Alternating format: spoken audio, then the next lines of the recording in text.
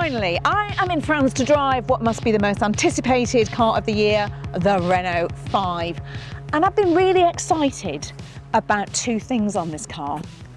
The baguette basket and what it was going to be like behind the wheel. And one of them has left me very disappointed. Subscribe, please.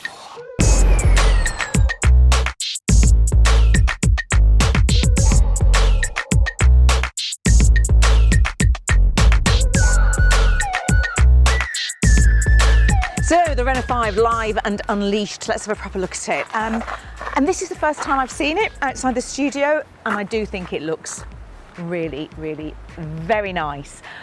There's a choice of 5 colours. So this morning when we arrived here, we could have chosen pop yellow or pop green, both of which are inspired by the original car from the 70s. I actually think the yellow is probably my favourite, but I've seen lots of green ones on the road here as well, because there are loads of us whizzing around, and they do look really nice when you see them on the road. I do love the design an awful lot. I love the range counter there on the front. The wheels are delightful. There is a choice of 3 wheels, the wonderfully named Techno, Chrono and Disco, I think, something like that. But they are all only 18s, so you get no other wheel options at all. That's because the design team reckon that the 18s just set the car off beautifully, and they don't want us messing with that. And you know, I've got to say, they have a point. That ratio there just between the top of the wheel and the wheel arch is really nice. The car just looks quite compact and sporty. Oh, this trim that runs here along the top of the doors, that can be spec'd in different colours.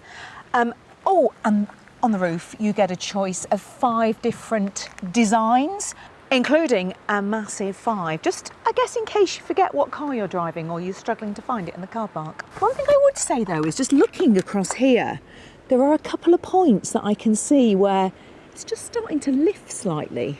See what it looks like after a winter in England. What else? So size, yeah, size-wise, as you can see, it's quite small and compact, about the same size as the Citroën EC3 or the Peugeot E208. Now, since I first saw this car in studio, we have discovered a lot more about the pricing.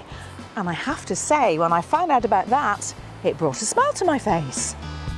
You see, the 5 starts from just under £23,000 for the 40 kilowatt-hour LFP battery model, which manages an official range of 190 miles, more than enough for most drivers.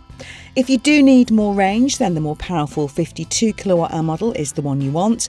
That'll give you around 250 miles of official range, but more on that later. Prices for that start at around £27,000 and go up to £29,000 for the top spec iconic 5 car. Slightly frustrating though is that you want all the fun stuff on this car, like the raised charging indicator bonnet bump and the 2-tone paint, and you only get those, of course, on the top spec cars, which is a little disappointing because, let's face it, it is the lovely design quirks that have made us fall in love with the 5, and this will inevitably push many people into the more expensive model, which I guess is Renault's thinking. So finally, I've got my hands on the Renault 5. I am behind the wheel. So this is the 52 kilowatt hour more powerful option. It's the only version that goes on sale at the moment, although we will be getting that 40 kilowatt hour version at a later day in the UK. So this version has got 148 brake horsepower, 0 to 60 just under 8 seconds. It's not tyre shredding, but it's more than enough for a car like this. Besides, Renault's sister brand Alpine has got you covered if speed is your thing with the A290. Nikki's going to be driving that soon, so if you aren't already, do subscribe to the channel so you know when that one drops. I've been driving this car for a couple of hours and it is really good fun, but I have discovered 3 things that really bug me about it. So let's get those out of the way first of all, shall we? The first is just the positioning of all the stalks here on the right hand side of the steering wheel, but it's the gear selector as well. It's up here, and whilst I like this kind of little lipstick inspired casing on it, it's just a bit fiddly, and when you're going into reverse and drive a lot, and if you're doing lots of turns as we've been doing today because we're filming and going back and forth, I find it really irritating. It's also very easy just to kind of inadvertently turn the windscreen wipers on instead of putting it into reverse. Wind noise. Now you won't be able to hear it here because I'm doing maybe 50 miles an hour and it's quite sheltered where we are. I was on the motorway earlier and quite frankly I was shocked. Wind noise. If you're not doing a lot of motorway driving, it's not something that's going to bother you, but I do spend a lot of time on the motorway and that would really bug me. The other thing that isn't a problem for me, because I'm only 5'4", but you might want to think about if you've got longer legs than that, is this slight overhang here at the front. So it's where the physical buttons for the climate control go. Now, there's absolutely no danger of me knocking my knee on it, but Manos, who is a lot taller than me, was driving earlier and he kept catching his knee on the side of it. So yeah, if you're, supermodel height, make sure you sit on one and check that you're not going to keep knocking your knee every time. What I will say is that this isn't a hot hatch, more a warm one, but it does feel fun and nimble when you get on a road like this. The ride feels comfortable and steady going into corners. It's perhaps a little taut for my liking. I know that fits with the sporty vibe. Personally, I'd like a little bit more flex. But the quick steering does mean it feels nice and direct. And it has a really tight turning circle, better than most of its rivals, which makes it really easy to park and manoeuvre around town. I love brake regen. I go on about it all the time. But it's quite limited at the moment with only a B mode. Which, yes, if I show you here on a quiet road, it slows down, but it doesn't bring you to a complete stop, which is a bit of a shame.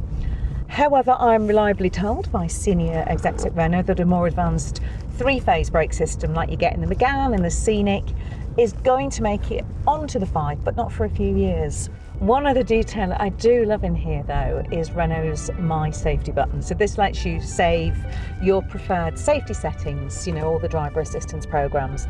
So for example, you could have lane keep assist and speed limit warning, but then a double tap of a button will turn it all back on. Putting in a touchscreen, which is really good. Inside, there is loads of inspiration from the original car, like the 2-layer dash with this vertical stitching, the padded square on the roof and the seats, inspired by the iconic R5 Turbo.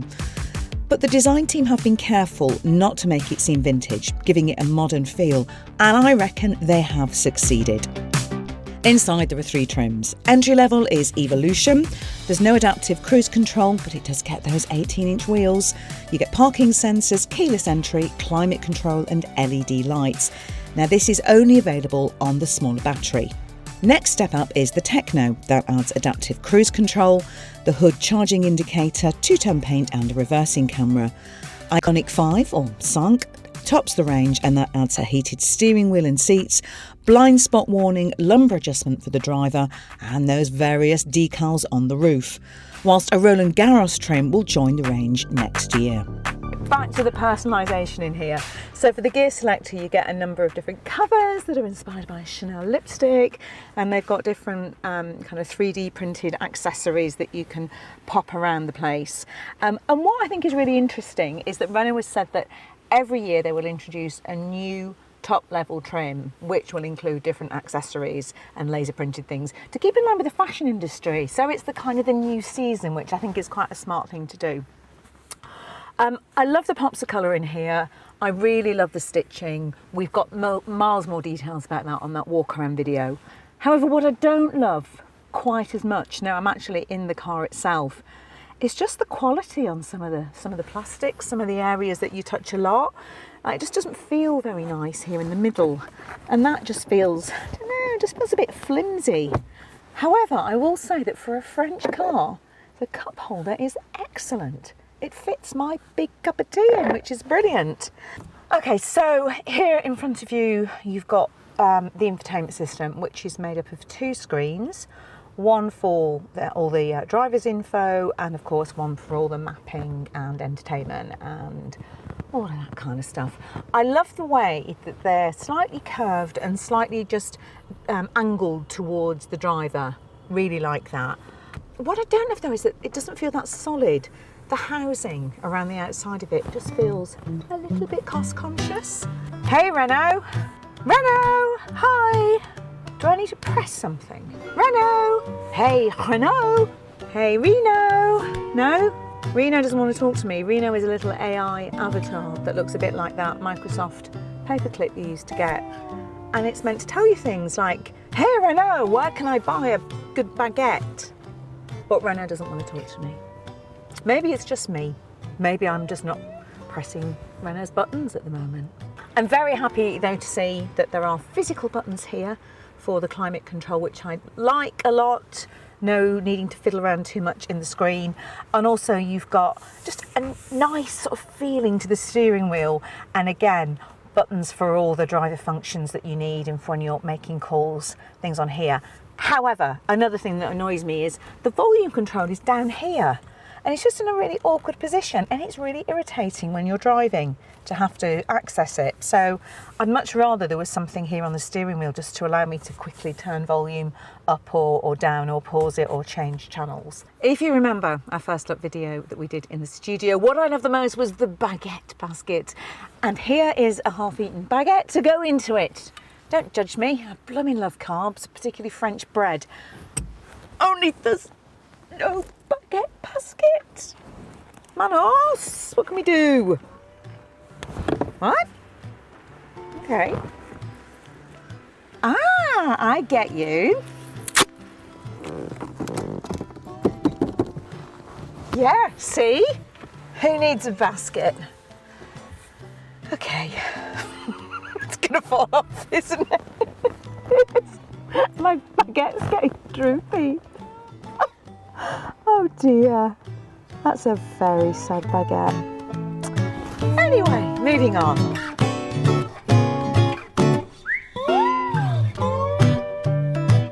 So, here in the back, it's all about the roof liner, the waffle roof liner that you get on all models.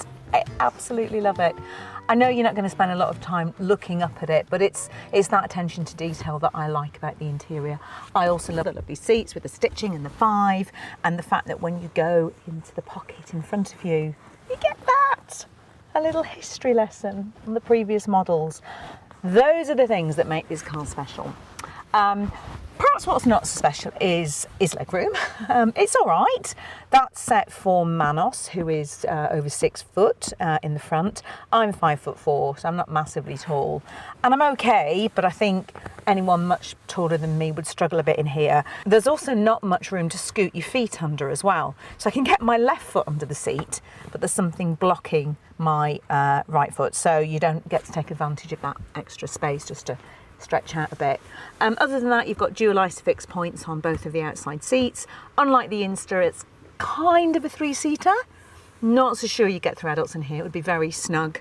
And there will be nowhere for them to put their coffee cups because there's no cup holders and there's no bins in the door. You just get these 2 pockets on the back of the front seats. I love the fact that, because of course this is a bespoke electric car, you've not got any of that awful gubbins in the middle. We've got a lovely flat floor, which again makes it feel a bit more spacious in here.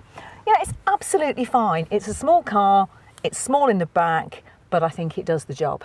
So the boot on the original car was designed to fit a supermarket shop in, and you'll be able to get one of those in this boot as long as you don't have a very big family. Look, it's a small car, so obviously it's not a massive boot. And actually, when you look at the competition, it's not a bad size. It's 326 litres. Memory, I think only the Fiat Panda Grande has got a big boot. Cars like the Insta and the Citroën EC3 all have smaller boots. But part of the problem with the space is that it's not that long, is it? It's, you know, it's got a nice wide opening, but then it's got this really big lip, so you've got a lot of depth there, so you're going to have to lift everything over to get it into the boot. The other thing is that whilst there is no front, there is a handy cable storage under the floor, but that's only really handy if you're not carrying anything in the boot, because if you are, like my overnight bag, you've got to get everything out before you can get to the cable storage, and that gets a bit annoying, doesn't it? And there's no front. Charging on the 5 is up to 100 kilowatts on the 52 Comfort range model, or 80 kilowatts on the 40 Urban range, which is good for a 10 to 80% charge in around 30 minutes on both. AC charging peaks at 11 kilowatts, but a normal 7 kilowatt home charger will manage a full charge in between 6 and 9 hours. More good news. As of next year, you'll be able to get bi-directional charging with vehicle-to-load and vehicle-to-grid capability on the Renault 5, so that you can power your electrical stuff directly from the car's battery, wherever you are. And you can send power back to the grid, saving you money, providing, of course, you've got a compatible home charger. Now we have some great explainers on bi-directional charging and home charging and all that vehicle to grid stuff over at electrifying.com. So if all of that stuff is a bit confusing, do check it out. And don't worry, it's a whole new world with electric cars, but that website of ours has always got you covered. Now let's have a little chat about real world range, shall we? I think it might be a bit of a concern. So we only saw around 170 to 180 miles, which works out at about 3.3 miles per kilowatt hour in easygoing summer driving in Denmark, and that was when Vicky drove it.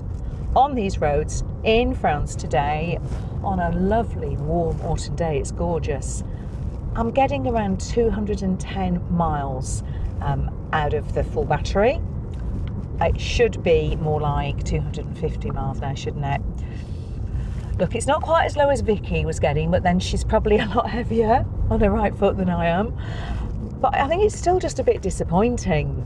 This is its prime time of year, it's warm, I'm not pushing it too hard, and it does make me a little bit concerned for winter driving. However, a heat pump is fitted as standard on all models, which should help, so maybe winter running will be okay. Look, as always, it's hard to tell on the first drive of a car. We'll have to get it in the UK, drive it for longer to find out more. But from what we can tell so far, we suspect that its rivals manage similar range figures, but are also a little bit more efficient. A slight gripe would be that the steering doesn't respond immediately to inputs when you're at lower speeds, but that does quicken up when you get faster. Is this the best small electric car out there? Now I've driven it, I don't actually love how it drives as much as I love the way it looks. I do a lot of motorway driving, that wind noise would really bug me. I really can't get along with the stalk thing. Again, it annoys me. However, putting those gripes aside, I think this is a really aspirational car, and that's such a nice thing to be able to say about a relatively affordable, smaller car. So, on balance, it is a yes from me. Vive la France and vive la Renault 5.